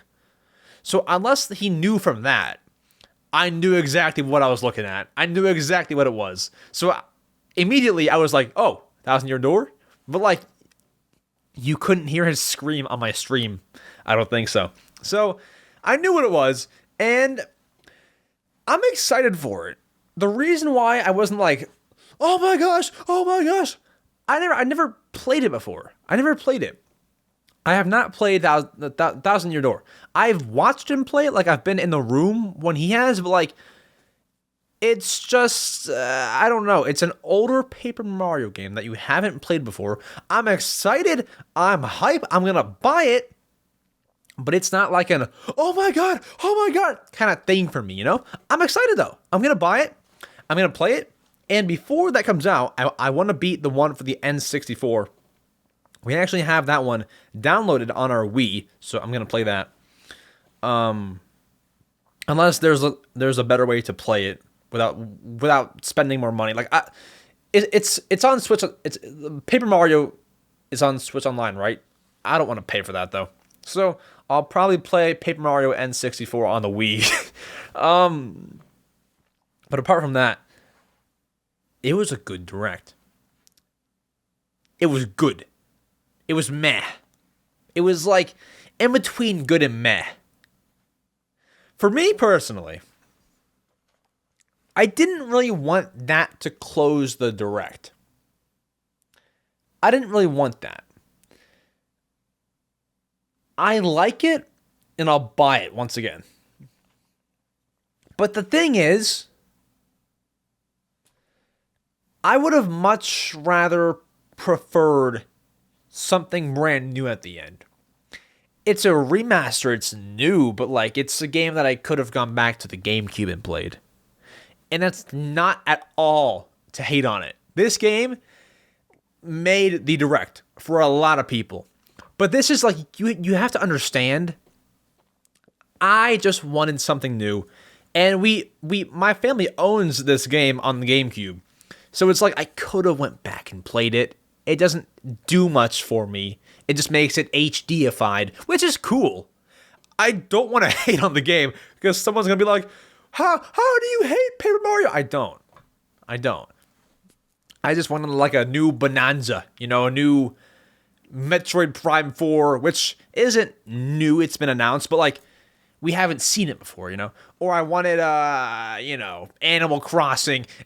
I can't talk though, because if they close with an Animal Crossing remaster, I would be the one who's like, yeah, and then like everyone else might be like, it's kind of mid, So I feel that the Direct was great for certain audiences. It wasn't a Direct for everyone. Now, I think that we can all say that before Paper Mario, it was kind of meh. The Direct was kind of meh. The only banger before Paper Mario, let me look through again so I'm not missing anything, was Mario vs. Donkey Kong and seeing more of Princess Peach Showtime. You can argue Mario RPG, like seeing more of it was cool, but those were the only highlights for me. Oh, and then maybe side order, but it was kind of a meh Direct until then. So just for me, looking past Paper Mario, I don't rate this Direct more than a 6.5 out of 10. It wasn't great. Now, once again, if you are a big Paper Mario fan, the Direct is probably an 11 out of 10. For me personally, I was not probably the target audience for the Direct, so I have to give it a 6.5. Happy for Paper Mario fans, happy for people who have played that game and it's part of their childhood, but just doesn't quite make me scream. That's all it is. Good Direct, meh Direct. In the middle there. I'll probably title the podcast the Direct was meh, because it kind of was. I'm not clickbaiting you. 6.5 is kind of meh. I'd say 7 is good. 6.5 is meh. It was just good for different audiences, and I was not one of them. So that's what I think on the Direct. Now it is time to get to your favorite segment of the show, where we answer your questions. Let's go. Oh, shucks, guys, we have some fun questions here. Questions that you have asked me on YouTube and Discord. Now, Max, how do you ask a question? You might be asking, well, you just asked me one. Anyways, how do you ask a question? Well, I will tell you. If you check back on my YouTube channel, on my community tab every Wednesday, I didn't do it this Wednesday because I didn't want to promote that when there's a Direct the next day and I'm trying to promote my stream. So I posted it on Thursday asking for questions. But normally on Wednesday, if you check my community tab on YouTube, you'll see a post from me asking you for questions. Normally it'll have a cursed image on it and I'll ask you for questions. Now, if you don't want to wait until next Wednesday to ask me a question, what you can do is you can join my Discord server in the description. And then if you join that, make an account, you can head to the Ask EmSwizzle channel that is in there, and you can then write your question in there, and I will take it. Now, not all questions are guaranteed, but a way to guarantee your question is to become a channel member on YouTube, which means you support the show monetarily. For as low as $1.99 a month, you can not only guarantee your question, but also get access to special podcast episodes, use special emojis in the comments, have a badge next to your name, so much cool stuff. With that said, we begin with the channel members who have asked questions. We have 3 at the time of recording. Let's begin. Turdy Stomper asks, what are your thoughts on the Thousand Year Door remake? My thoughts on it. I mean, we kind of just went over that, but I'm excited, but not doing, backflips and popping confetti excited, I'm excited. I'll buy it. And from what I've seen so far, it looks pretty good. I just hope they don't tamper with it too much. That's all. But yeah, we kind of went over it, but that's my answer. Looks good. I'm buying it. Then Kokiri Jens asks, if you want another Nintendo movie, what would it be and how much would it make? Okay. If there was another movie, I would want an Animal Crossing movie, and they've already made an Animal Crossing anime movie. But I'd want a new Animal Crossing movie. And how much would it make? I feel like an Animal Crossing movie wouldn't appeal to a casual audience as much. So, if Mario movie did, what did that do? How much did Mario movie do? A few billion. Mario movie Box office numbers. 1.36 billion. Animal Crossing would do like a third of that. No, like a fourth. Animal Crossing would do like 300 million at the box office. Maybe a little more. Yeah, 300 mil. So, which is probably why it's not a good idea. I wouldn't do it, but if they want to, I mean, I'll watch 10 times. So, it'd be a dream come true.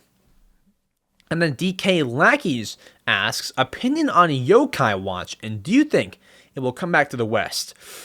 That's a tough one. I have zero experience with Yokai Watch. I know nothing about it. The only thing that I know is that I saw a commercial one time when I was younger where, correct me if I'm wrong, they were making like an actual yokai watch. Like a watch. That's all I know about Yokai Watch. All I know. So I really don't have much of an opinion on it, but will it come back to the West? I mean, if that watch can come back, the game can too. So I can't say much about Yokai Watch, but do I think it'll come back to the West? I mean, I feel like all things come back to the West. Like, if that one game shown in the Direct was not released in North America, but now it's coming to North America, I feel like Yokai Watch can come back to the West. Come on now. Come on. Cam Games asks, final member question, are you going to buy the 1,000 Year Door remake? I will. I will, just because the one on the GameCube is rather rare, and I do want to own a copy of the game in some way, shape, or form, so I will buy the 1,000 Year Door remake, even if it's tampered with, if some things are removed, or some things are added, or things are changed, I am going to buy it. I don't know which version will end up being better, whether it be the GameCube one or the Switch one, but yeah, buying it, I will. And then Pengu asks, from an objective standpoint, which existing 3D Mario game do you think deserves a sequel the most? Galaxy has a sequel. Sunshine, yeah. There's a lot of options there. I'd probably give you Mario Odyssey. I just think there's so many people who want that sequel. Many who would buy that sequel. Odyssey is one of the best-selling Switch games of all time. I think that one deserves a sequel. I think so. You can say like Mario 3D World or, any of the other ones. I think Odyssey does. I think Odyssey should have a sequel. No question there. Also, it would make them bank, so why would you not? And then Elias asks, have you ever played Animal Crossing Pocket Camp? If you had, what are your thoughts on it? By the way, love the podcast. Keep up the good work. Thank you so much, Elias. Have I played Pocket Camp? I have. Thoughts on it? For me personally, Pocket Camp is very hard to get into. I am a big Animal Crossing fan. The only thing is, I don't really even understand Pocket Camp. Like, what am I supposed to do? I've had 3 people trying to explain to me what Pocket Camp is about.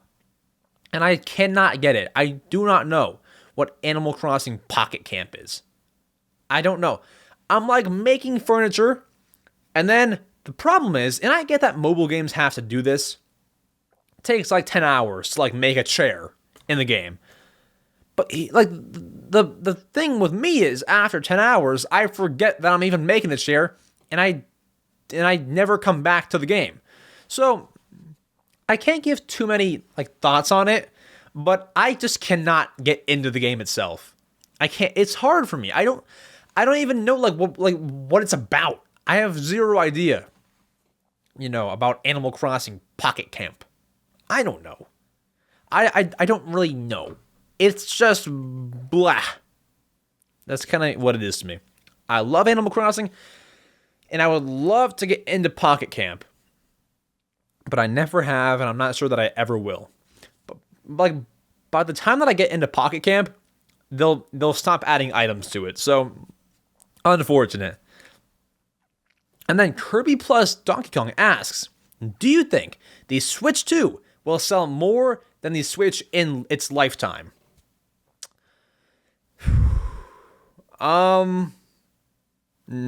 Here's the thing. If they have Switch in the name, I say no. It's the same thing as Wii to Wii U, DS to, 3DS. Those things never sell well. If you have Switch in the name, people are going to roll their eyes. They're not going to know the difference. If you have little Jimmy here, and he's at Target with his mom, don't you already have a Switch? And then they will end up walking out without a Switch 2. I mean, really, it's not a great idea. If you look at something like, the Wii, 100 million units. Look at the Switch, 100 million units. Different consoles. Look at the Wii, 100 million units. DS, 150 million units. Different consoles. But wait a second. Wii, 100 million units. Wii U, like 13 million. They're very similar. It doesn't work. You cannot do that. So, will Switch 2 sell more than the Switch? Final answer, if it has Switch in the name, it won't. If it doesn't, it still might not. If it's too similar, I don't really know. I'm going to say no. Either way, no. Then, that diehard Mario fan says, or asks rather, haven't asked in a while, so I might as well. In Animal Crossing Happy Home Paradise, which NPC do you prefer the most out of Lottie, Nico, and Wardell? Excuse me. I like that one. Now, I always have the popular answer. But I have to take my boy Wardell. Wardell is great. Wardell is my current Switch Online icon right now. Wardell is amazing. I like how he's rather quiet. I forget what exact animal he is, but I love Wardell. He's like nice and reserved and calm, and he's living the island life, man. He's great. Wardell is amazing. I like Nico too, but he's a little talkative and, a little bundle of energy. And then Lottie's cool. I've liked Lottie ever since she was a thing in Happy Home Designer on 3DS. Lottie's sick. I probably rank them. Wardell at 1. I give you Lottie at 2. Lottie 2, Nico 3. That's what I give you. I like Wardell though. And then Ford Perfect asks, do you think there will ever be an open world Donkey Kong game? I think they have to at some point. Because how long can you make a 2D Donkey Kong game, It'll work next. It'll work the time after that. But are they going to keep on making 2D Donkey Kong in like 2050? Like, probably not. So, I give you, there will probably be an open world game for Donkey Kong within the next, I say 20 years. And I say 20 years because they don't put out Donkey Kong games for their life. The last one is reaching its 10-year anniversary. So I say 20 years. That means in the next 2 games or so. So, yeah, we'll see. But they have to at some point. And then final question, Tricky Trips 34. Do you think Splatoon 3 is dying? I still play it, but I feel like people don't play it as much anymore. Yeah, I think what happened was when the game released, you have that hype around it. You have that, oh my gosh, brand new Splatoon. This is when I'm going to get into the whole game series, game franchise. You play it, it's active. It was probably at its peak when it released in September of 2022. Great time, by the way. And then now, a year later, I feel like it's just the core audience who's playing Splatoon 3 now, which is a lot of people. That's like 3 million people. 5 million people. I feel like still playing Splatoon 3. But a lot of people, kind of including me, just jumped in on the hype, I feel like. Just kind of like Splatoon, but after we get our satisfaction, we're kind of on to the next thing. Like, we play it, we like it, we enjoy Splatoon, but man, Mario Wonder's coming out, and you just kind of forget about it for a while. So, is it dying? I feel like it's dying a little bit as time goes on.